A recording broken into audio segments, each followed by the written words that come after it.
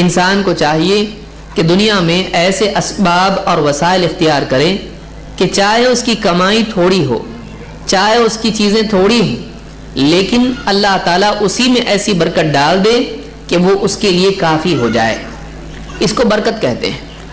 برکت کے معنی ہے خیر کا زیادہ ہونا اور اس میں بقا پیدا ہونا، کہ ایک چیز بڑھ جائے اور وہ کافی ہو جائے۔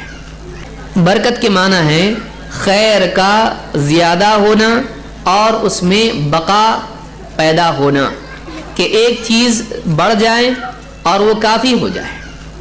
لہٰذا ایک انسان کو چاہیے کہ وہ اللہ رب العالمین کی طرف سے ملنے والی برکت کے لیے وہ اعمال کرے جن سے برکت ملتی ہے۔ برکت دنیا میں کہیں اور نہیں ملتی ہے کہ ایک آدمی کسی کاؤنٹر پر جا کر کہے مجھ کو برکت دیجیے، نہیں ہو سکتا ہے۔ کوئی بٹن دبا دے، کوئی مشین بنا لے، دنیا میں برکت نہیں ملتی ہے۔ برکت اللہ کے دیے بغیر نہیں ملتی ہے۔ لہٰذا انسان کو اللہ ہی سے برکت کی دعا کرنا چاہیے اور وسائل اختیار کرنا چاہیے جس سے برکت ہوتی ہے۔